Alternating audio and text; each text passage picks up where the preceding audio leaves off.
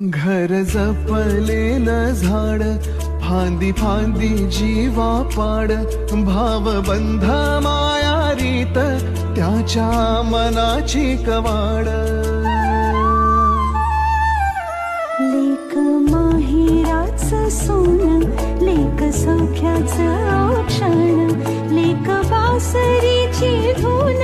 लेक अंगणी पैंजण लेक चैतन्याचे रूप लेक अल्लड चांदण लेक रंगांचं शिंपण